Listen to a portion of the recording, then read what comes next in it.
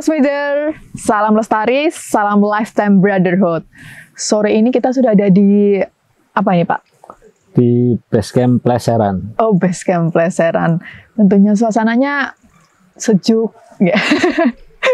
Adem, dan nggak lain nggak bukan kita sudah ditemani salah satu sih foundernya, ownernya dari Cosmid tentunya, yaitu ada Bapak Budi. Halo, Cosmider.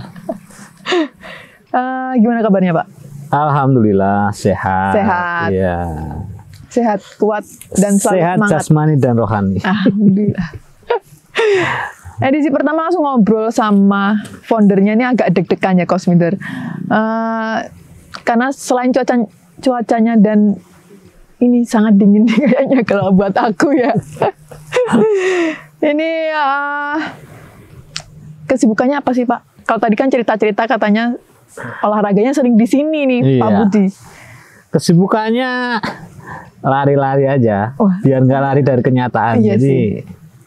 olahraga lari. Selain ngurusin bisnis, terutama tentang di Cosmid, ya masih seperti dulu hobinya sama naik gunung. Naik gunung. Ya. Wah. Cuma sekarang kalau naik gunung dulu seringnya nginep berapa malam, kalau sekarang seringnya ya bolak-balik aja, TikTok aja gitu. Oke. Seringnya gitu. Jadi lebih santai, menikmati perjalanan. Yep. Karena sesungguhnya kehidupan tuh bukan perjuangan tapi perjalanan. Yep. Kuncinya satu, tabah sampai akhir. Oh iya, tabah terus ya. Bisa diceritain nggak nih Pak, Pak Budi ini dengan alam tuh punya basic sebagai seorang pendaki atau petualang? Iya. Ya memang dari jauh ya, sebelum punya Cosmid memang hobinya di gunung. Ya dari SMA suka naik gunung. Dan lebih lagi dikuatkan waktu kuliah. Ya dari kuliah itu lebih banyak aktivitas di outdoor. Selain naik gunung ya mengenal tentang panjat tebing, mengenal arum jeram, mengenal caving, mengenal para layang. Artinya semua aktivitas outdoor, petualangan itu ya hampir kita tiap hari. Mungkin kalau di prosentase itu 100% itu 90% itu kita kegiatan outdoor, 10% kuliah. Oke. Tapi menyenangkan sih, maksudnya kalau memang jiwanya atau passionnya di situ, jadi menciptakan suatu karya atau brand itu jadi soul-nya tersampaikan gitu sih Pak? Iya.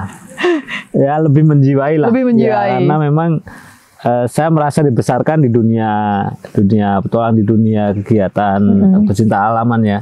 Jadi saya merasa di situ lebih bisa merasa mandiri, merasa punya percaya diri, punya saudara banyak gitu ya.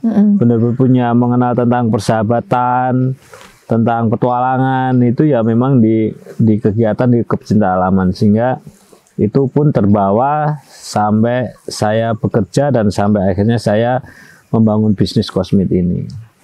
Ngomong-ngomong membangun bisnis Cosmid ini dimulai tahun berapa sih Pak? Cosmid pertama kita mulai dari dulu hanya sekedar toko.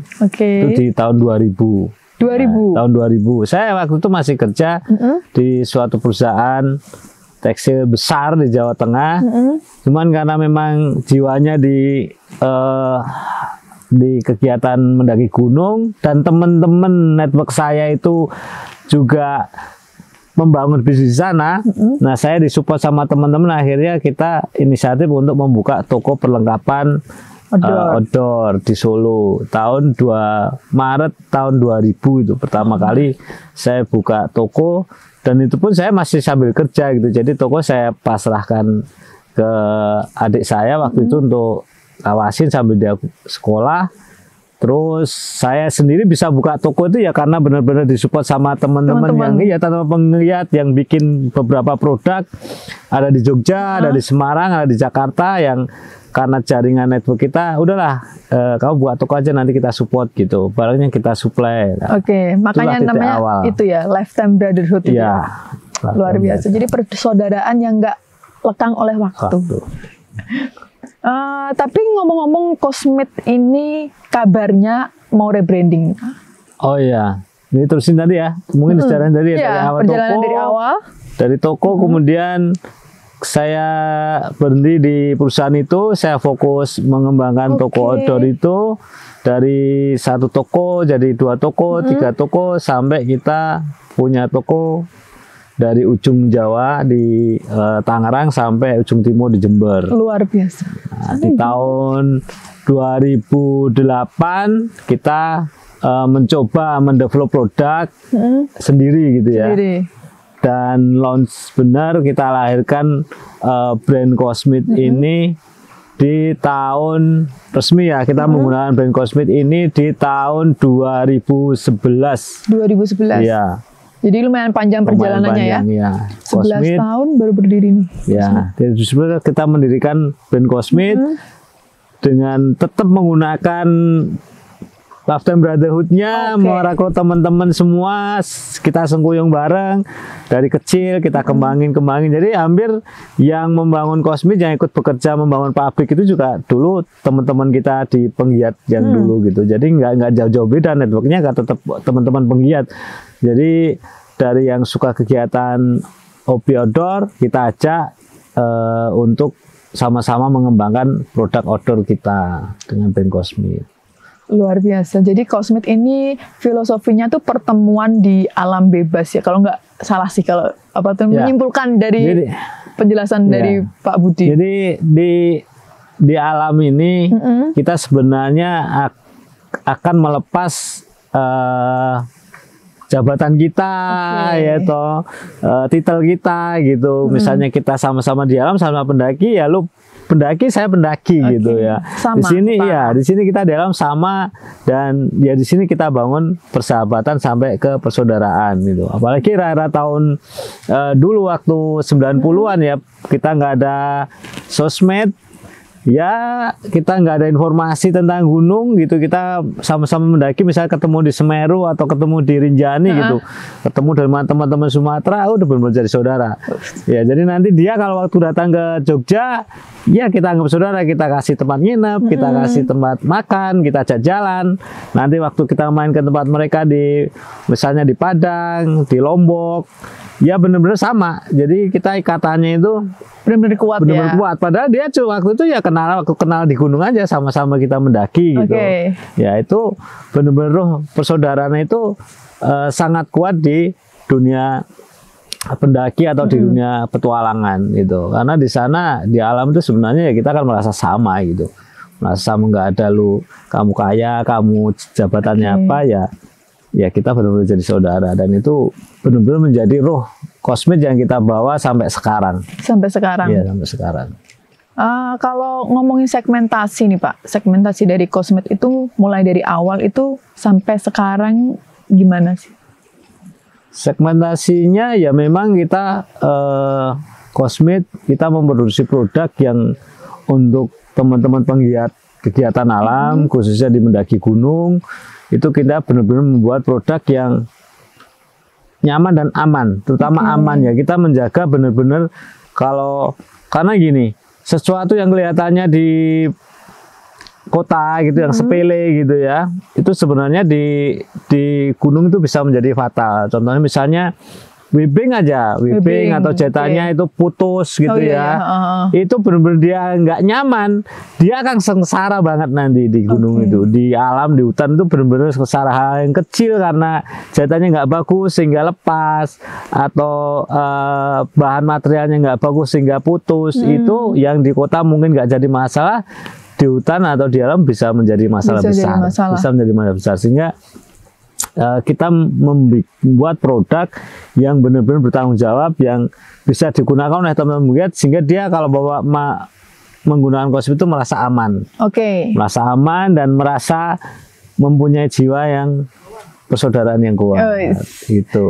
Jadi berarti kata kita kalau di alam tuh tidak boleh menyepelekan sedikit pun hal-hal, ya kan? Ya contohnya tadi. Betul. Dari mulai jahitan aja kita dilihat tuh jahitannya, di Cosmit itu juga diperhatikan, ada quality controlnya ya Pak. Betul. Betul. Jadi jangan sampai salah produk, pilih Cosmit. Kadang-kadang hal terjadi eksiden kecelakaan jalan itu sebenarnya dari hal yang sepele aja, karena kita meremehkan aja gitu, meremehkan gitu, pakaian basah gitu ya, karena dia nggak cepet kering atau perlengkapan berat gitu, atau apalagi alatnya nggak nyaman, itu benar-benar dia membuat perjalanan kita sudah nggak nyaman, jadi nggak nyaman, nggak menyenangkan lagi, dan belum bisa mengarah nanti kalau menjadi hal-hal yang sifatnya eksiden. Gitu. Jangan sampai lah ya.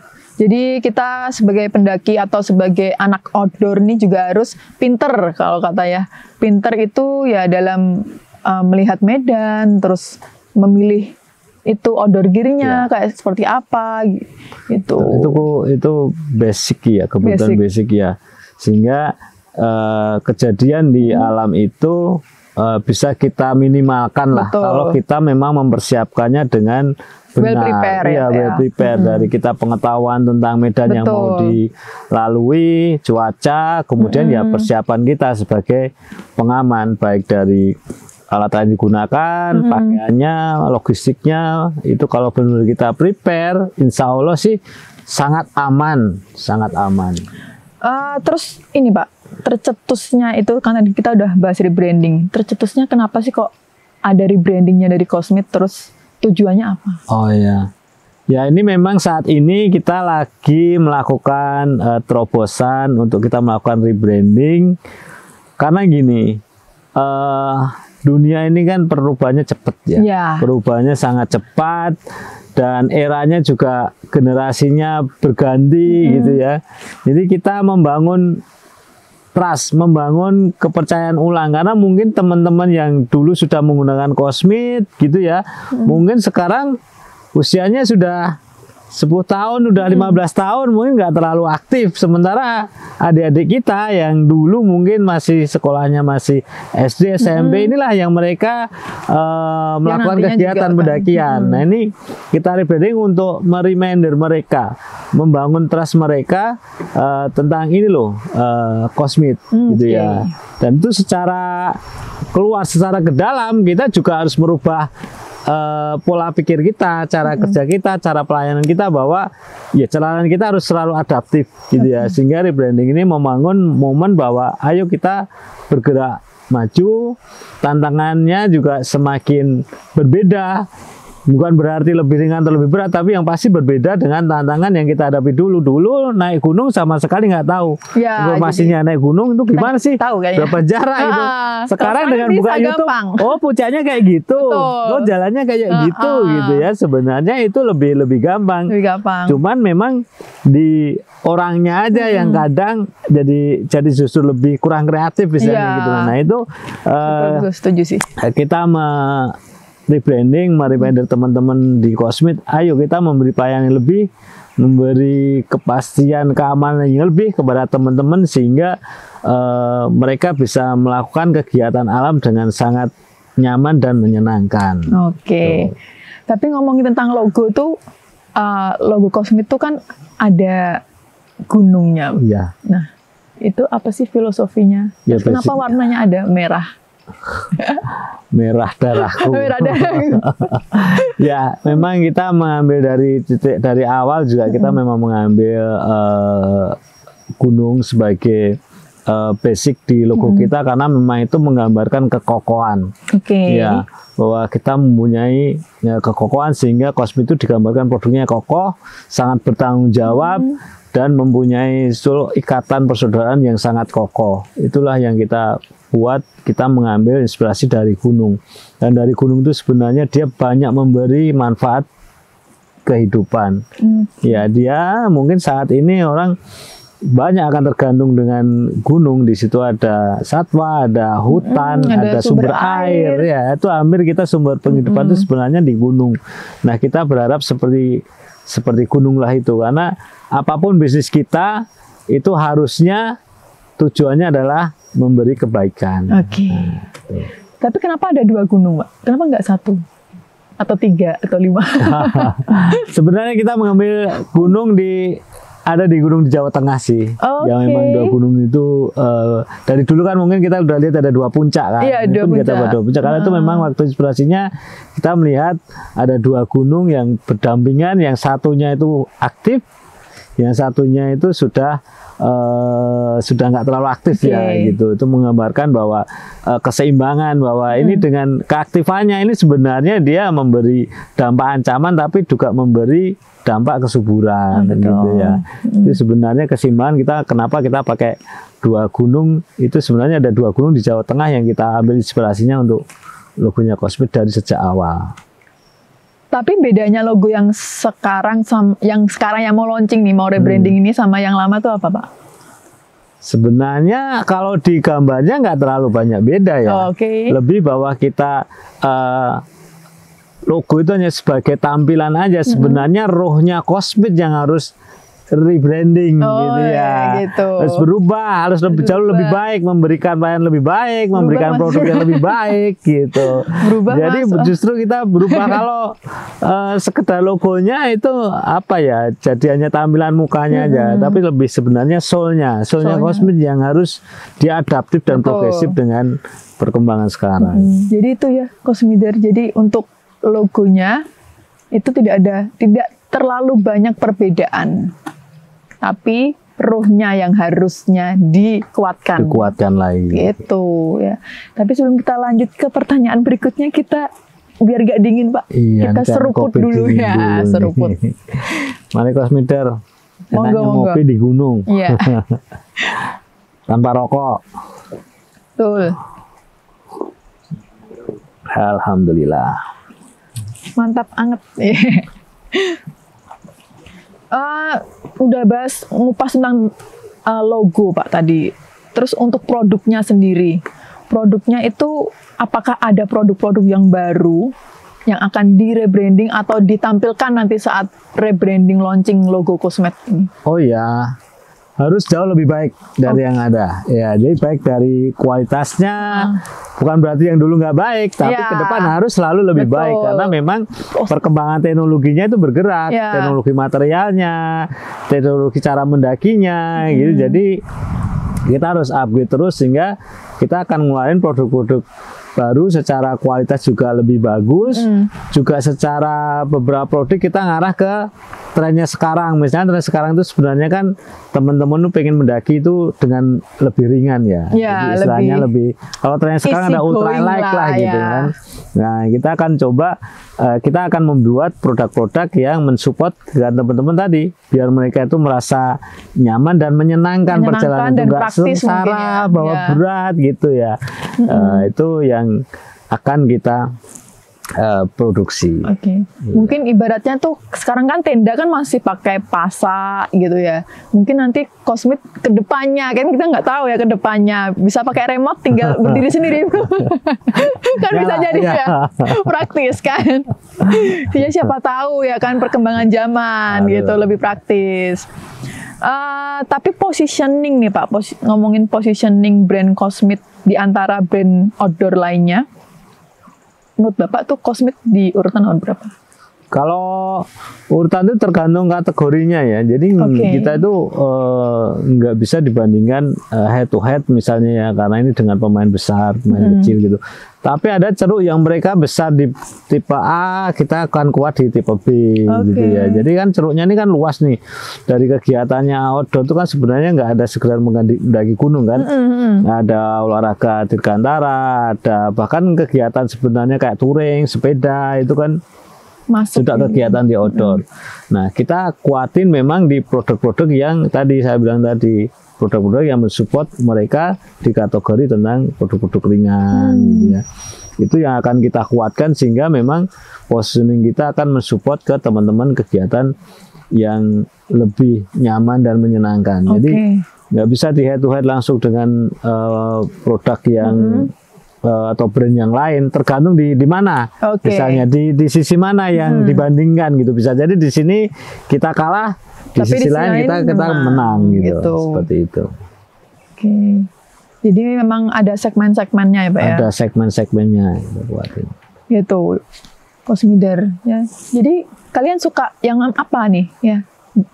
produk yang apa kesukaan kalian? Boleh tuh komen-komen nanti ya. Siapa tahu nanti kalau ada ide, Pak Budi tolong dong buat ini kayak gini, speknya kayak gini, bisa jadi ide nanti. Cosmate mengeluarkan, ya kan Pak? Iya, Tuh, nggak apa-apa. Jadi kita juga mendengarkan saran dan masukan dari Cosmider tentunya. Dan for the last nih Pak, terakhir. Menurut Bapak, apa sih yang menjadi kekuatan dari Cosmate ini? Kekuatan utamanya dari brand ini? Ya, kekuatan di brand kita sebenarnya memang roh kita di brotherhood-nya itu yang kita bangun. Jadi bahwa bisnis itu harus membawa kebaikan, Cosmate harus membawa kebaikan. Sehingga bahwa kebaikan seperti apa? Terutama membawa kebaikan untuk kehidupan. Di sini kita sudah mungkin beberapa tahun ini Cosmate menggunakan program kerjasama dengan Lindungi Hutan, sehingga setiap satu produk Cosmate yang dibeli oleh Cosmider gitu, kita menanam satu pohon. Wow. Nah, jadi itu adalah satu langkah kecil. Memang itu masih kecil. Kita berharap ke depan juga kita akan menggunakan material-material yang lebih ramah lingkungan gitu, karena memang ancaman tentang kerusakan alam ini sudah sangat parah. Mungkin Cosmider kalau bisa baca referensi di internet ya, bahwa sebenarnya dunia sekarang itu sudah hitungannya akhir itu di bulan Agustus, sehingga di September sampai Desember itu sudah menggunakan oksigennya datanya anak cucu kita. Gitu. Saking memang kita sudah teramat rusak gitu. Nah, kalau kita nggak sebagai penggiat, penyuka kegiatan alam, nggak peduli tentang itu, ya itu akan menjadi masalah. Memang Cosmate belum bisa memberi banyak, tapi akan mengarah ke sana, karena memang semangat Cosmate adalah Cosmate harus bisa memberi kebaikan, khususnya di kehidupan. Makanya kita menggunakan tadi yang tanam pohon tadi, kita menggunakan program Save Human. Itu adalah salah satu program, adalah satu produk kita menanam satu pohon. Satu produk laku kita nanam satu pohon. Kan, seperti itu. Oke, jadi ya Cosmider, ketika nanti kalian itu membeli suatu produk dari Cosmate, itu sudah berarti kalian sudah ibaratnya ikut donasi pada alam ya. Jadi manfaat kehidupan itu bukan cuma buat human, tapi juga untuk alam gitu. Kan kita kan saling simbiosis mutualisme. Gitu kan ya Pak ya. Luar biasa. Seneng banget nih ngobrol sama Pak Budi. Mungkin nanti next kita ngobrol lagi ya. Kita ajak Cosmider gabung. Oh boleh. Kita ngobrol bareng di sini. Betul. Oke, kalau gitu terima kasih Cosmider yang sudah menonton. Jangan lupa like, komen, dan subscribe tentunya. Sampai jumpa di Cosmate Talk selanjutnya. Salam lestari, salam lifetime brotherhood.